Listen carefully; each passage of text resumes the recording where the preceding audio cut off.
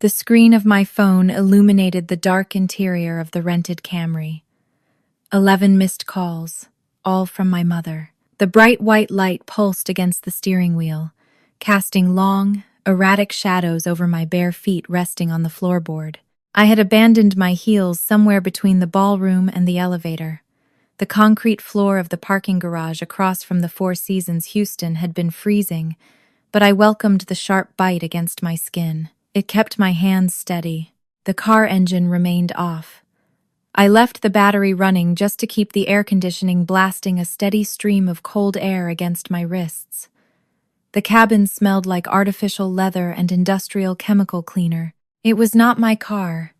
It was not my city. This sedan was just a temporary metal box to hide in while the bomb I planted across the street finally detonated. I had spent 18 months orchestrating this exact evening. The $5 million donation. The mandatory audit condition tied to the money. The public announcement right in the middle of my father's precious Houston Heritage Foundation gala. I expected to sit in this driver's seat and bask in the quiet glow of total victory. I expected some profound sense of vindication. Instead, my chest ached. I felt like I had just dragged a waterlogged suitcase out of the ocean, only to realize I had to carry the heavy, dripping thing all the way back home. The screen flashed again. A voicemail notification popped up. I reached out and pressed the speaker button. My mother's voice filled the small space. Her pitch sat an entire octave higher than usual, completely stripped of her curated country club polish. Sloan.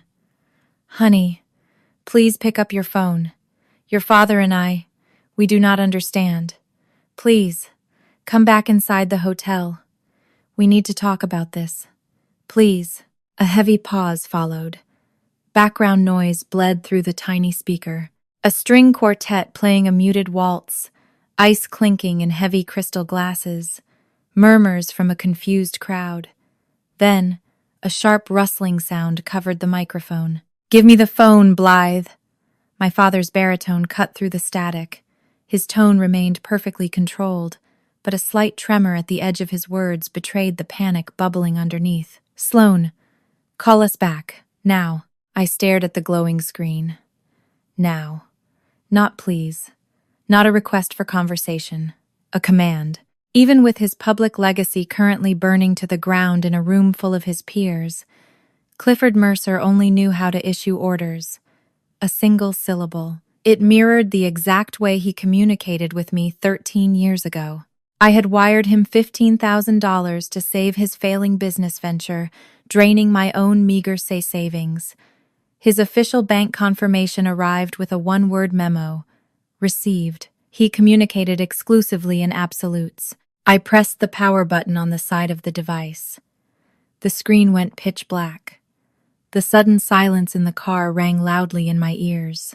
I opened the glove compartment, dropped the phone inside, and snapped the plastic door shut. I am 37 years old. I am the founder of Threadbare Hospitality.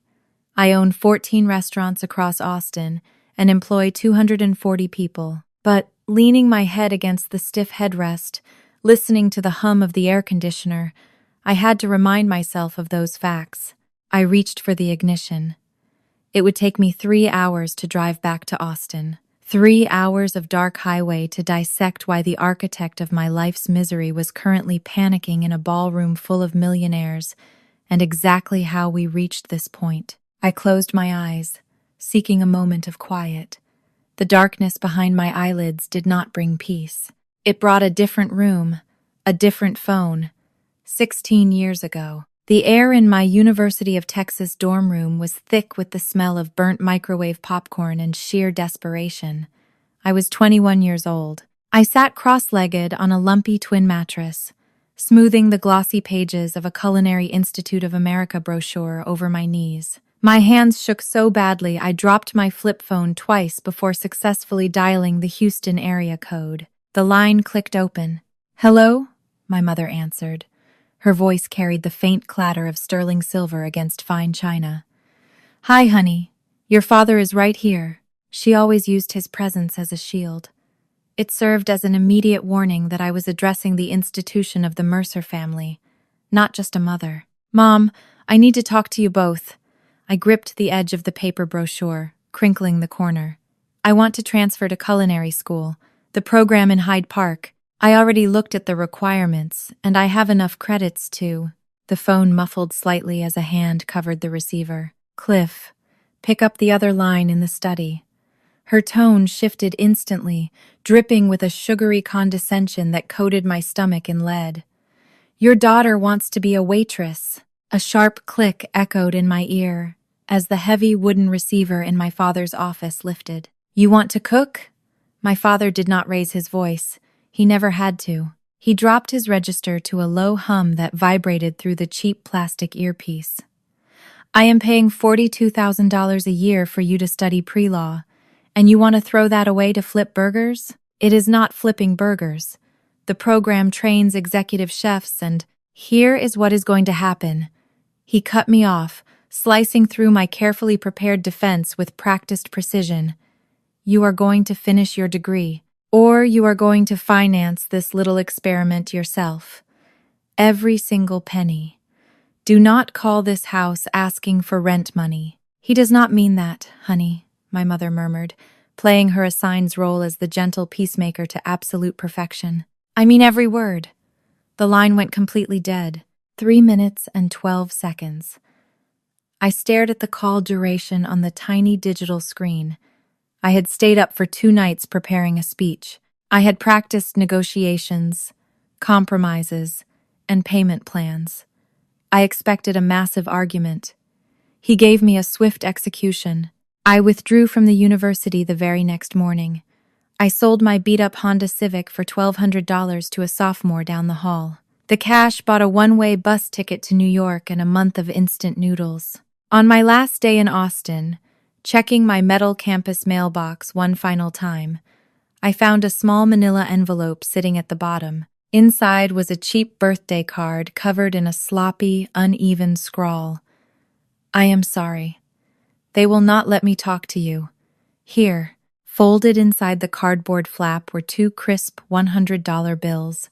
My 15-year-old brother, Preston, had emptied his hidden savings jar. He stayed quiet in that big house, but he made sure I did not leave empty-handed. My first 2 years out of Texas tasted like cheap coffee and failure. I found a job as a line cook at a cramped Italian place in Brooklyn. I worked the night shift, earning $8 an hour. By month 3, a splatter of boiling oil left a permanent crescent-shaped scar across the back of my right hand. I slept on a sagging floral sofa in my coworker's living room. The springs bruised my ribs, but I never complained. Years 3 through 5 blurred into a relentless cycle of prep stations and inventory sheets. I moved up to sous chef. I learned how to cost a menu, negotiate with stubborn produce suppliers, and scrub a walk-in freezer until my knuckles bled. I also started sending $300 a month back home. I routed the cash into Preston's bank account, instructing him to use it for our mother if she ever needed anything quietly. No one ever called to say thank you. Preston would occasionally send a brief text message asking if I was okay. Then he would go dark again. He kept his distance, ensuring our father never discovered we still spoke. Year 6 brought me back to Texas. Austin was booming. I poured every dime of my savings into a small business loan and opened my first restaurant. By year 10, I owned 7 locations. Texas Monthly ran a feature calling me the chef rewriting the local farm-to-table scene. Then came year 13. My father's primary business partner passed away unexpectedly. He needed a bridge loan to cover the sudden deficit. I wired him $15,000. I was 24 years old, barely keeping my own head above water with my first major expansion, but I sent the cash anyway. His response arrived 3 days later. It was a standard bank confirmation slip forwarded to my email. The memo line contained a single word: received. Now, it is year 16. Threadbare Hospitality operates 14 restaurants. I employ 240 people.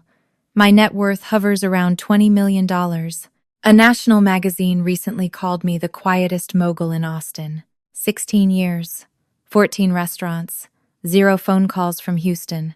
The silence from my family remained unbroken until 18 months before the gala. My office at Threadbare headquarters does not look like a corporate suite. We renovated an old East Austin warehouse. I work at a desk made of reclaimed oak, surrounded by menu drafts pinned to exposed brick walls. The heavy scent of roasted garlic and fresh sourdough constantly drifts in from the test kitchen next door. That smell grounds me. Blair Keating sat across from me, her posture rigid.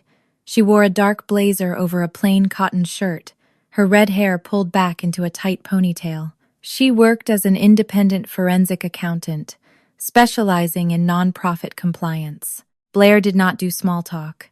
She placed a thick manila envelope directly in the center of my desk. The package carried a substantial weight. It was stuffed with heavy stacks of photocopy paper. There was no return address anywhere on the brown paper. Just my name, Sloan Mercer, and the word personal written in blue ballpoint ink. Whoever sent this knew exactly where to point, Blair said. She tapped the top of the envelope with her index finger. Whitfield and Associates billed the Houston Heritage Foundation $340,000 over 5 years for consulting services. I cross-referenced those numbers with Whitfield's own public filings. I leaned forward, resting my elbows on the rough oak surface. And Whitfield never performed any consulting for the foundation. Blair pulled out a stack of bank statements and spread them across the wood. Thick lines of yellow highlighter marked dozens of transactions. The invoices are real. The work is not. Money went in, but services never came out. The ambient noise from the test kitchen seemed to fade away entirely. Where did the money go? Blair reached into her leather briefcase. She retrieved a single sheet of paper and set it down in front of me. To an account at Frost Bank. The account holder is Clifford R. Mercer. Total silence settled over the room. I stared at my father's name printed in harsh black ink. A strange ringing started in my ears. I traced the edge of the bank statement with my thumb, feeling the cheap grain of the paper. "Who sent this?" I asked. My voice came out perfectly level. "Someone inside," Blair replied. She picked up her coffee cup but did not drink. Someone with access to both the foundation's financials and the Whitfield billing system. That is a very small circle. I opened the envelope and tipped it over. A small, yellow sticky note fluttered out and landed on the desk. Check Whitfield invoices 2020 to 2024. The handwriting was neat, but every letter slanted sharply to the right. The lowercase letter K had a distinct, tiny loop right at the bottom. I recognized that loop. I stared at the yellow square, my mind racing through decades of old birthday cards and rushed school assignments. I knew that handwriting. "This is your father," Blair said, breaking my concentration. She looked at me with a steady, uncompromising gaze. "What do you want to do?" I sat back in my chair. The leather creaked loudly in the quiet office. This was the moment everything shifted. If I took this information straight to the state authorities, the remaining fragments of my family would shatter completely. My father would face criminal charges. My mother would be dragged into the public spotlight she so desperately protected. But if I ignored the envelope, $340,000 of charity money remained stolen, and my father would simply continue his theft. He had called me uneducated. He had cut me off for choosing a kitchen over a courtroom. Yet he was the one quietly siphoning money from a nonprofit organization to line his own tailored pockets. I looked down at the pale burn scar on my right hand. I had earned every single dollar I owned with heat and blistered skin. He stole his from people trying to do good. "How much would it cost to fund a full forensic audit?" I asked. Blair raised an eyebrow, shifting her weight in the chair. "You are not just auditing, Sloan. You are building a case. Then build it." Building a bulletproof case took 12 agonizing months. Blair and I fell into a rhythm of late nights and cold coffee. Her office in downtown Austin became my sanctuary, insulated from the summer heat and the constant chaos of my restaurant kitchens. She started with the public records, pulling the IRS Form 990 filings for the Houston Heritage Foundation. The numbers told a story of quiet, methodical greed. "Look at this," Blair said one humid Tuesday evening, tapping a spreadsheet with her silver pen. The foundation reported that 72% of their budget went to program services, actual charitable work. I leaned over her shoulder, tracking the endless columns of data. And the reality? 48%, Blair replied. She pulled up the corresponding bank flows on her second monitor. The difference was reclassified as administrative costs and consulting fees, straight into your father's personal account. The sheer arrogance of it made my jaw tighten. He was stealing from the very community he lorded his pristine reputation over. But the true shock came 3 months later. Blair called me in on a Sunday morning. She did not offer me coffee or pleasantries. She just pushed a stack of 5 consulting invoices across her heavy wooden desk. They were the fake bills from Whitfield and Associates, the mechanism my father used to drain $340,000 from the charity. Look at the authorization lines, Blair instructed. I traced my index finger down the thick paper. 2 signatures sat at the bottom of every single page. The first was a sharp, commanding scrawl. Clifford R. Mercer, Chairman. The second was a neat, looping cursive. Blythe Mercer, Vice Chair of Events. My mother. My mother signed every single one. I stared at the blue ink until the letters blurred together. I knew my father was capable of this calculated theft. I always knew he valued power and appearance above basic integrity. But my mother had spent her entire life organizing floral arrangements and curating our family image for the country club set. She signed those papers because he told her it was a routine procedure. She traded her legal liability for the comfort of never questioning her husband. If we take this to the Texas Attorney General, the investigation will drag on for years, I said, sliding the invoices back to Blair. It will happen behind closed doors. He will hire the best defense lawyers in the state and quietly settle without ever admitting fault. So what is the alternative? Blair asked, leaning back in her chair. I looked out the window at the Austin skyline. I will donate $5 million to the foundation at their annual gala. The gift will come with one non-negotiable condition: a mandatory, independent financial audit conducted by a third-party firm, with the results published to all donors within 90 days. He cannot refuse a $5 million donation on a public stage without triggering immediate suspicion. Blair stopped taking notes. She spun her chair around to face me completely. If you donate that money and trigger the audit, your name is on this forever. You cannot be anonymous and hold them accountable at the same time. Then use my name, I answered.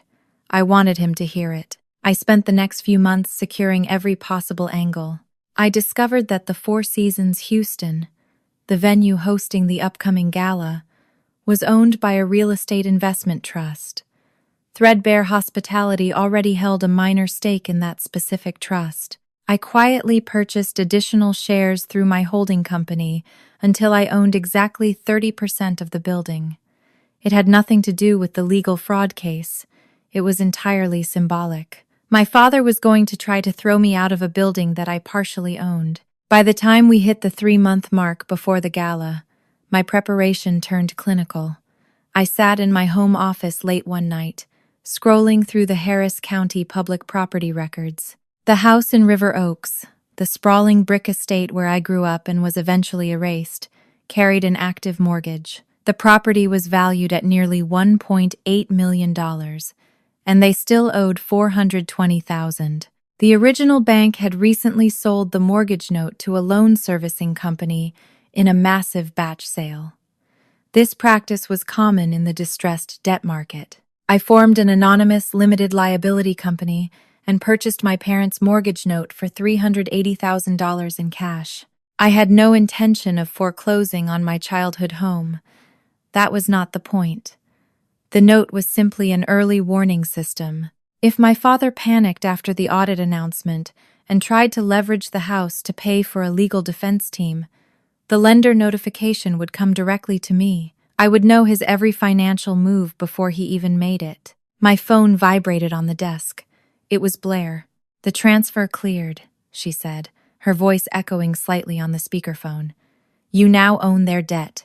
You own a piece of their building, and you hold the audit that will expose them. Are you sure you are not overdoing it? I looked at my faint reflection in the dark office window.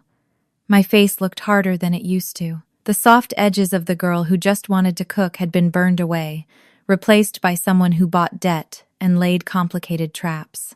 I spent 16 years being not enough, I told her, my voice steady in the quiet room. I would rather be too much. I hung up the phone.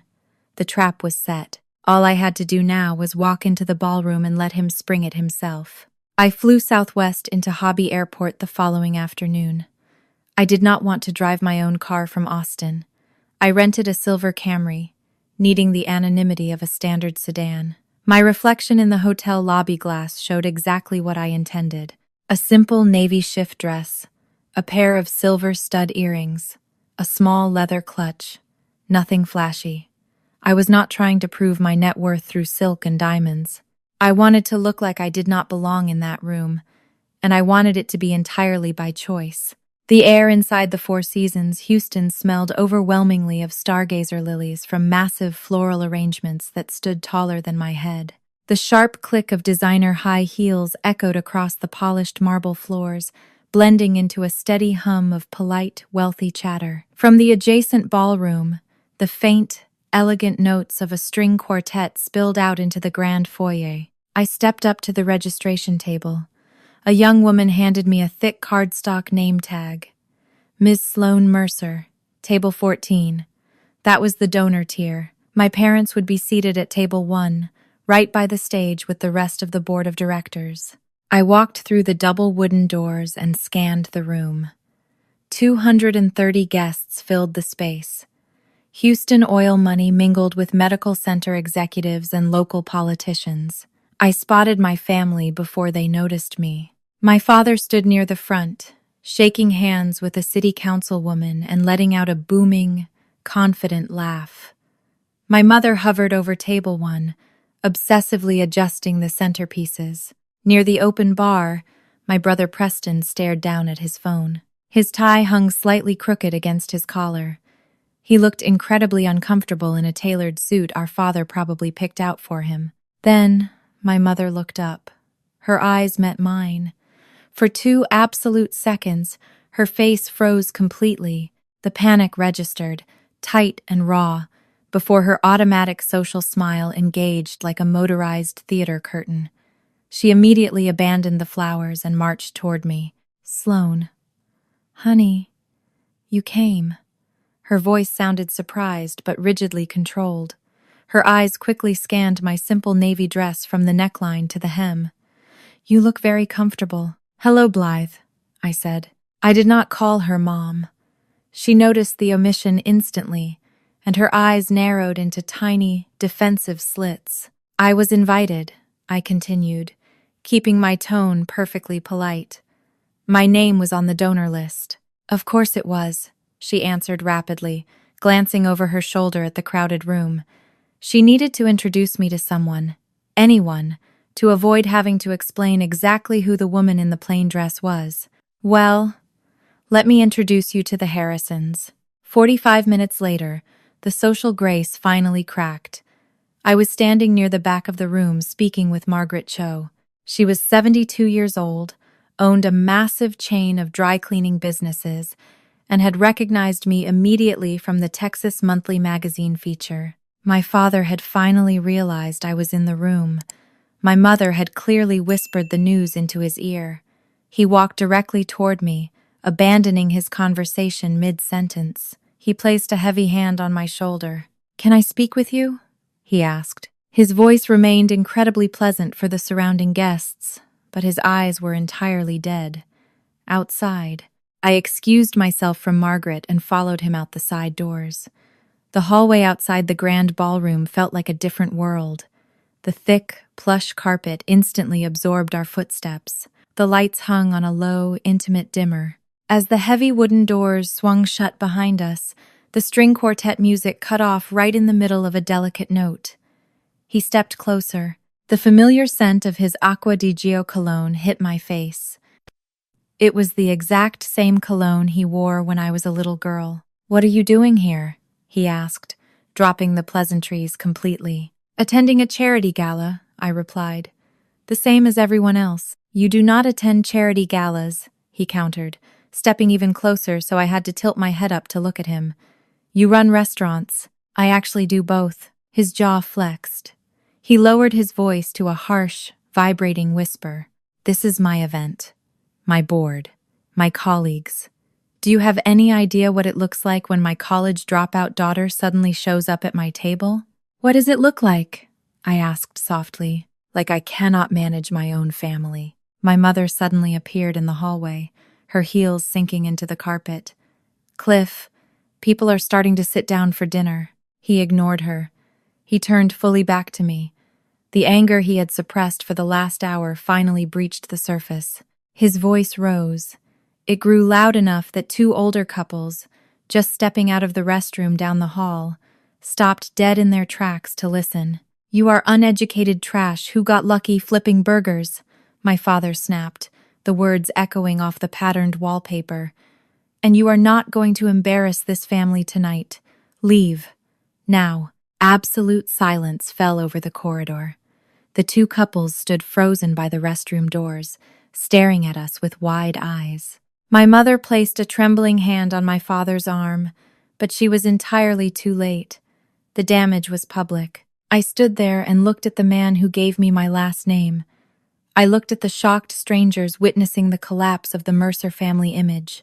I looked at my mother, whose terrified eyes were silently begging me to just walk away and end the scene. For 16 years, I had imagined this exact confrontation. I always believed that hearing the honest truth out loud would break me. It did hurt. A deep, hollow ache settled into my chest. But the pain did not come from the word trash. That was not new information. It hurt because I had still booked a flight from Austin. I had still put on a nice dress.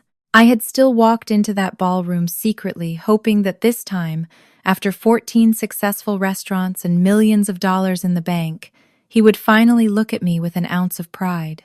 I smiled at him. It was not a smile of defiance or anger. It was a terribly sad smile of absolute acceptance. I finally had the answer to the question I had carried my entire adult life. He would never see me. "Good night, Dad," I whispered. I turned my back on him. I walked slowly through the grand lobby, past the towering lilies, and out the heavy glass doors into the humid Houston night. I thanked the valet, handed him a $20 bill, and slid into the driver's seat of my rented car like I had dinner reservations across town. Inside the ballroom, the master of ceremonies had just tapped the microphone. There were exactly 23 minutes left until the golden envelope was opened. My father had just successfully expelled his failure of a daughter from his perfect evening. He had absolutely no idea what was waiting for him on that stage. I parked the silver Camry on the third level of the garage across the street from the hotel. The engine remained off, but I kept the battery running to power the air conditioning. The cold air blasted against my face, smelling faintly of stale dust and artificial pine. The only light in the cabin came from the harsh, bright glow of my phone screen. Margaret Cho had promised to keep me updated.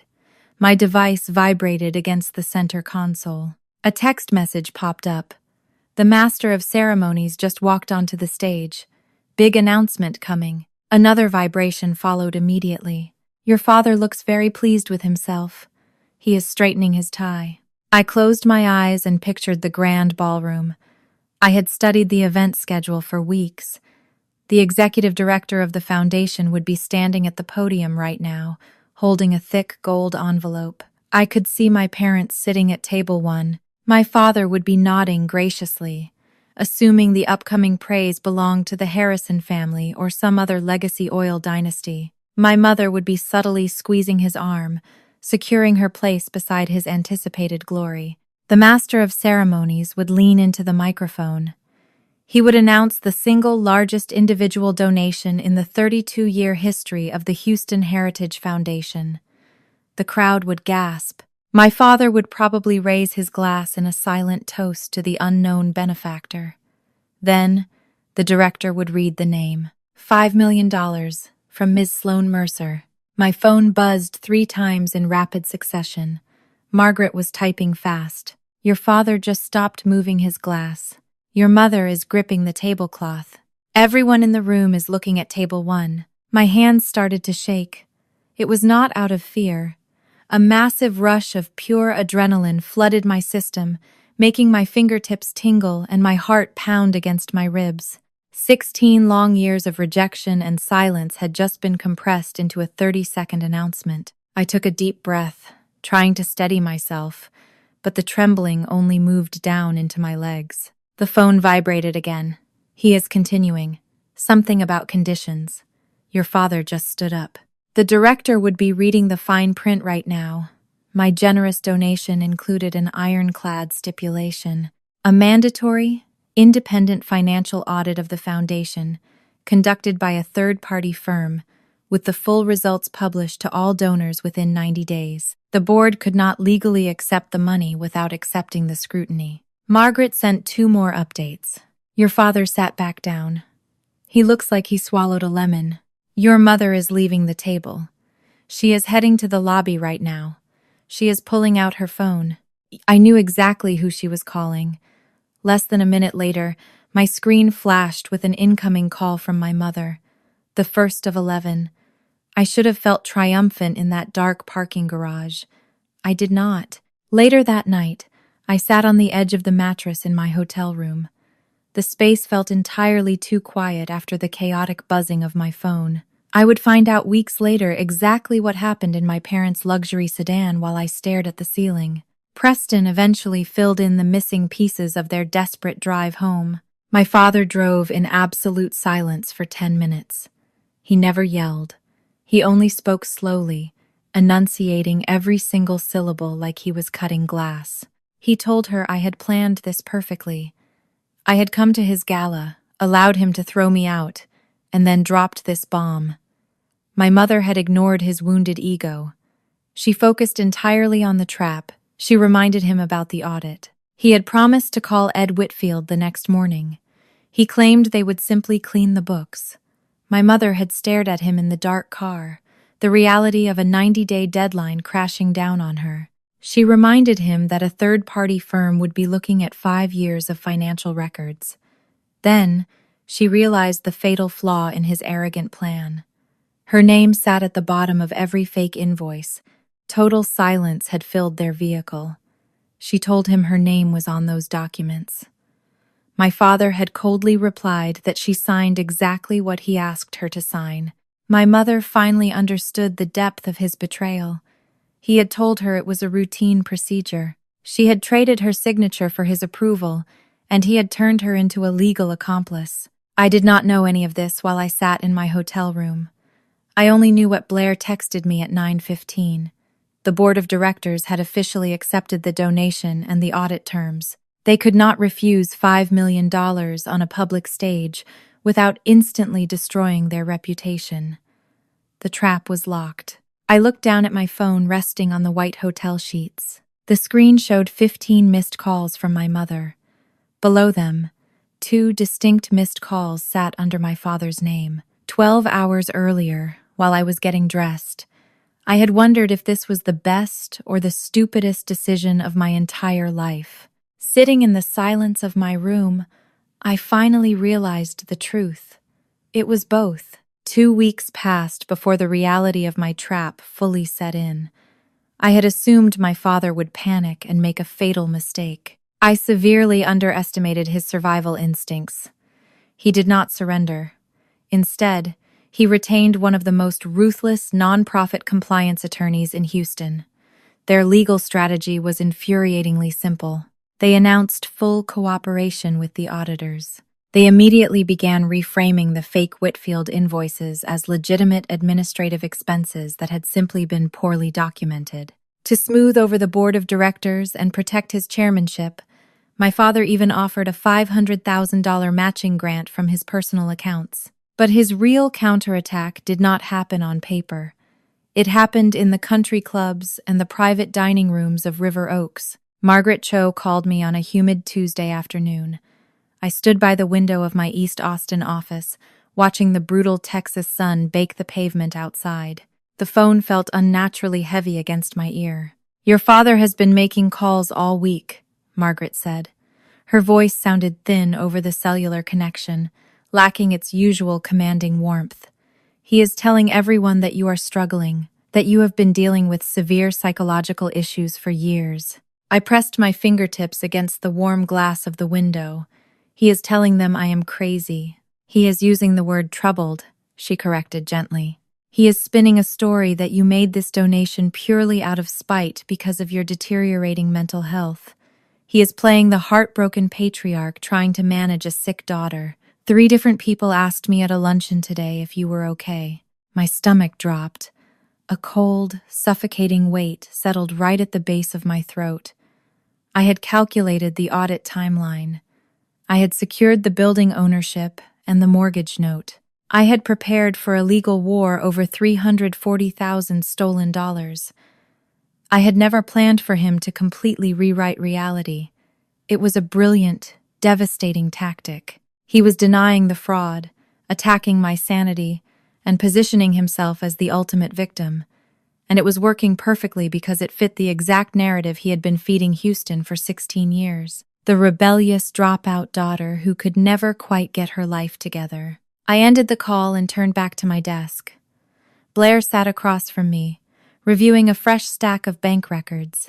She looked up, noticing my white knuckles gripping the edge of the wooden table. "Numbers do not care about country club gossip," Blair said smoothly. She tapped her silver pen against the documents. "The audit will speak for itself. We just have to wait." "The audit takes 90 days, I replied. My voice cracked slightly, betraying the exhaustion creeping into my bones. His story takes 90 seconds. The narrative war waged by my father bled entirely into my sleep. By the 3rd week after the gala, insomnia had become a permanent resident in my house.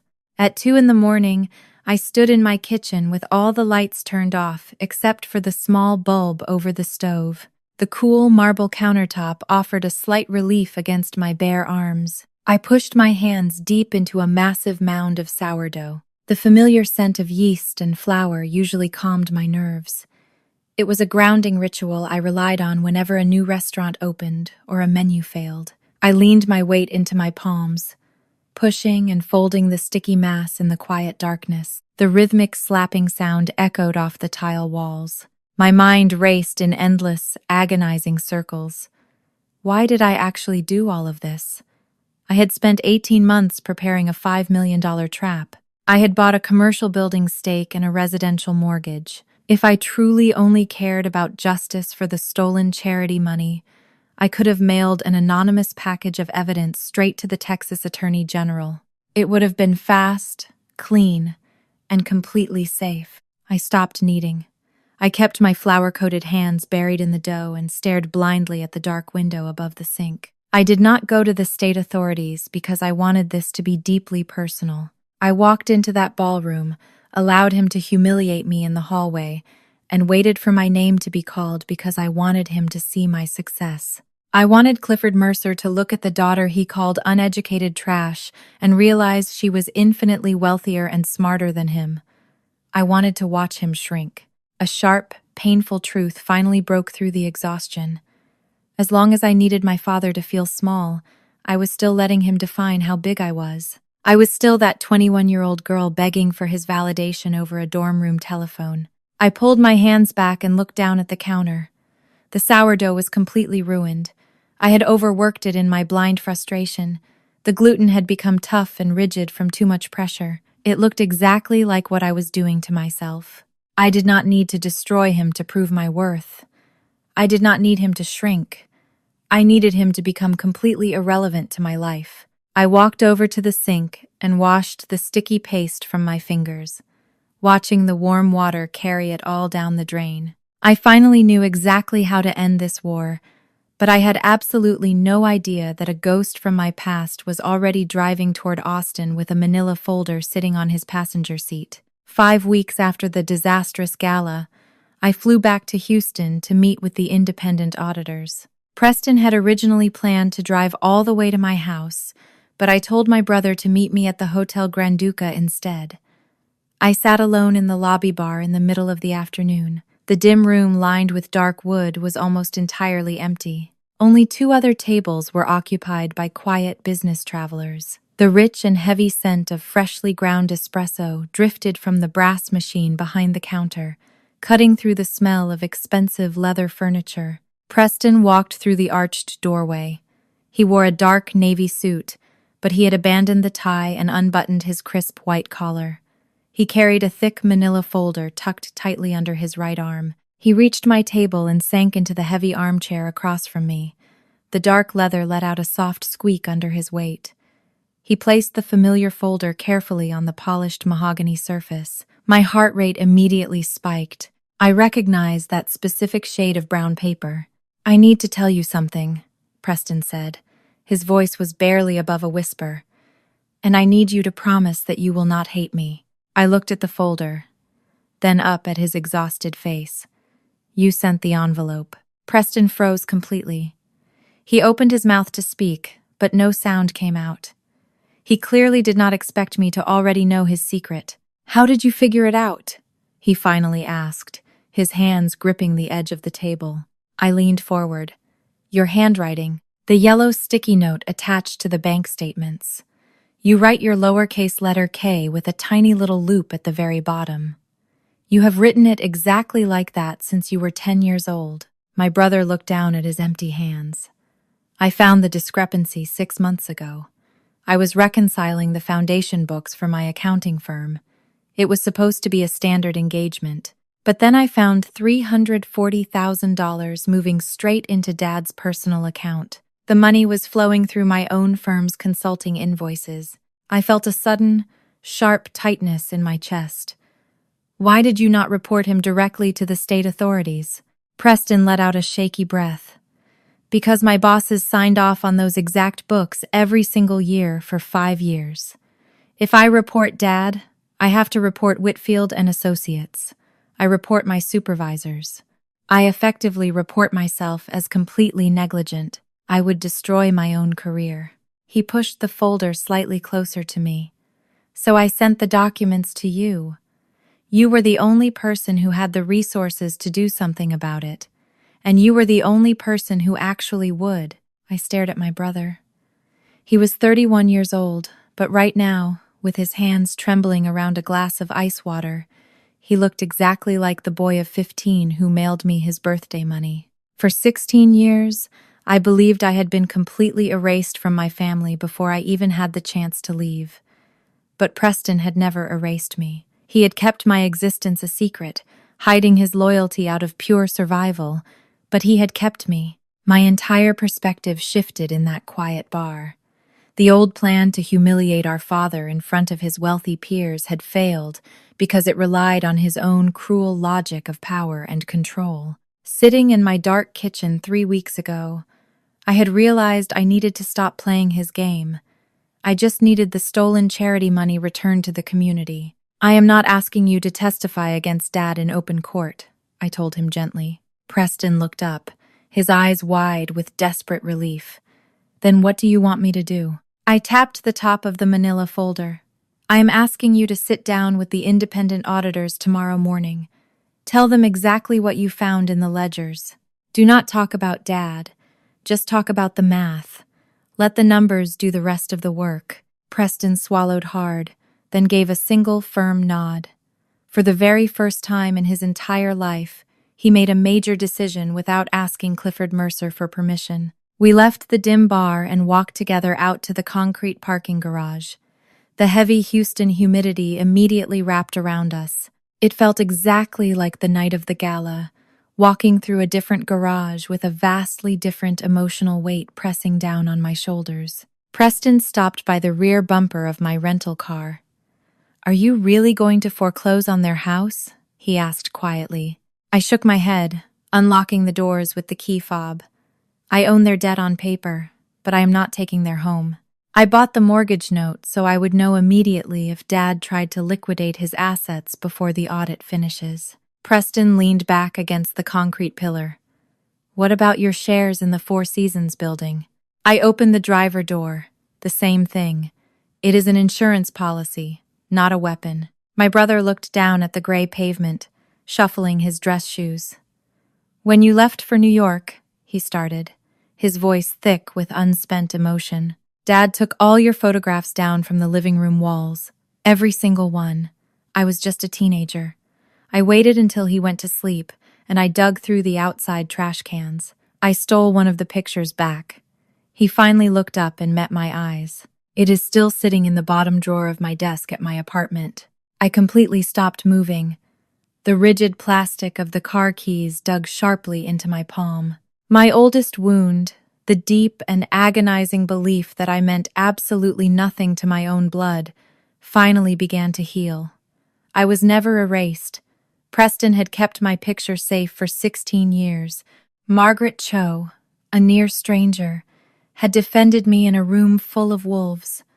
Blair Keating had walked beside me through 18 months of grueling legal preparation. I was never actually alone. I had simply spent my entire life looking for validation in the one house that would never offer it. My new plan for the final confrontation crystallized in the humid Texas air.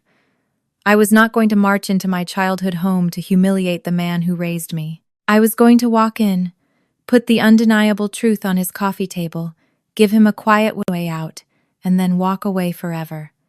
Whatever happened to Clifford Mercer after that moment would simply be his own problem.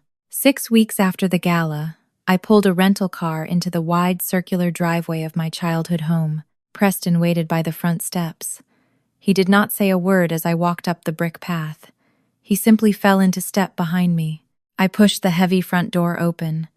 The foyer looked exactly the same, the antique mahogany console table against the floral wallpaper, the grandfather clock ticking with its heavy, rhythmic pulse. The cool air carried my mother's signature perfume, embedded deep into the fabric of the house. In the living room, I stopped at the wall above the fireplace.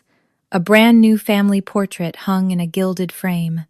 My father, my mother, and Preston on the deck of their beach house. I was not in the picture. Faint, patched nail holes in the drywall beside the frame marked where a wider one used to hang. A frame that once included 4 people. My father sat in his leather armchair, wearing a crisp button-down. My mother perched on the edge of the sofa, posture rigid, lipstick flawless. They had prepared for an audience. "Sit down," my father said. "Let us discuss this like adults." "I will stand." He leaned forward. "How much?" "Excuse me?" "How much to make the audit go away? Name your price." "This was never about money." "Everything is about money," he countered. "You, of all people, should understand that. You have spent your entire adult life chasing it." "I spent my entire adult life chasing your approval," I said, keeping my voice low and steady. The money was just a side effect. A tiny muscle in his jaw twitched. My mother clasped her hands in her lap. "We can be a family again. If you just drop this, we can put this entire misunderstanding behind us." "Blythe, you signed 5 sets of fraudulent consulting invoices over 5 years. You are not an innocent bystander." The color drained from her face. She slowly turned toward the armchair. "Cliff, you said those were routine administrative forms." My father stood up quickly, refusing to look at his wife. "We never took anything from you, Sloane." I placed a single-aged sheet of paper on the glass coffee table. A bank transfer receipt from 13 years ago. $15,000. The memo line read bridge loan for C. Mercer. "When your business partner died and you needed cash in 3 days, I sent it. I was 24, running one struggling restaurant, and I emptied my accounts for you. Your response was exactly 1 word." He looked down at the receipt. His own signature stared back at him. "I am not here to take your house. I am not here to ruin your reputation. Those things are already gone." I placed a pre-typed resignation letter and Blair Keating's summary report next to the receipt. "Sign the letter. Resign quietly. Cooperate with the auditors. Repay the $340,000. Do all of that, and I will not refer this file to the Texas Attorney General." His gaze drifted past my shoulder. He finally saw his only son standing behind me, not beside him. "Preston," his voice cracked. "I found the numbers, Dad," Preston said softly. 6 months ago. My father sank back into the armchair. His legs simply gave out.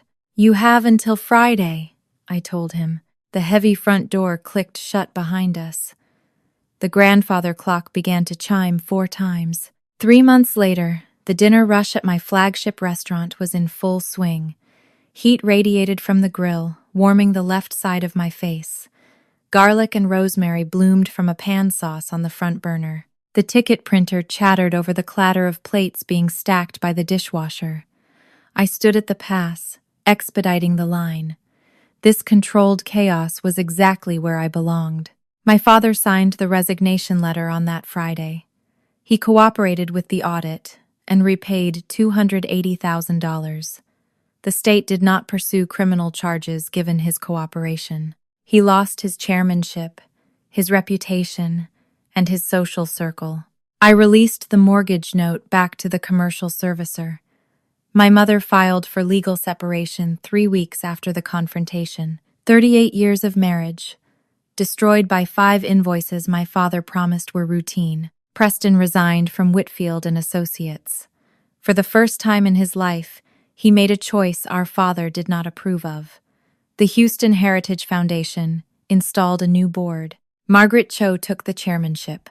Program spending climbed to 71%. The kitchen quieted as the rush faded. My phone buzzed in my apron pocket. "Preston, I am driving to Austin. Can I come for dinner? Kitchen closes at 10. I will make it by 9:30. I will save you a seat at the counter." I walked out to the dining room and stopped near the host stand. A small brass nameplate hung at eye level, mounted the day this restaurant opened 10 years ago. Threadbare Hospitality, founded by Sloan Mercer. No qualifiers, not daughter of, not former student of, just my name. For 16 years, a single conviction had shaped every decision I made, that I had been erased from my family the moment I left for New York. But the truth settled quietly in my chest. I was never erased. I had simply been placed in the wrong room. My name belonged here, bolted to the wall of a restaurant, printed on a $5 million donation check, stamped across 14 businesses. It never belonged on the living room wall in River Oaks. And tonight, watching amber light reflect off the brass plate, I did not want it there anyway. I turned back toward the kitchen. I needed to set an extra place at the counter for my brother. I did not pick up my phone to call Houston. I did not need to. Have you ever spent your entire life trying to prove your worth to someone who was utterly committed to misunderstanding you?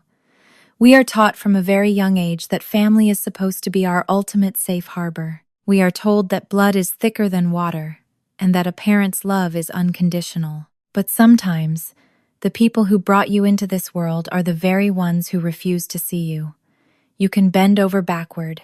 You can build a successful business worth millions of dollars. You can become exactly who they claimed you would never be. And yet, you might still walk into their living room and find your picture missing from the wall. The hardest lesson you will ever have to learn is that you cannot force someone to respect you, no matter how much undeniable proof you lay on their coffee table. Chasing validation from people who view your independence as a threat is a completely unwinnable game. If you build your entire life just to prove them wrong, you are still letting them hold the pen that writes your story.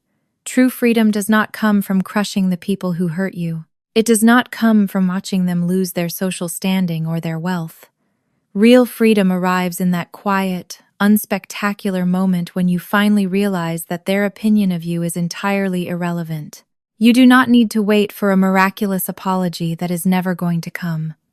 You do not need them to validate your choices, your career, or your boundaries. Your worth is not determined by whether or not you have a seat at their table. If they refuse to make room for you, you have the absolute right to walk out the door and build your own table. You can surround it with people who actually celebrate your presence instead of merely tolerating it. I want to hear from you. Have you ever had to walk away from the people who raised you in order to finally find your own peace? How long did it take for you to stop waiting for an approval that was never going to arrive? Share your experiences in the comments below. What you went through might be the exact push someone else needs to finally stop trying to fit into a picture they were never meant to be in.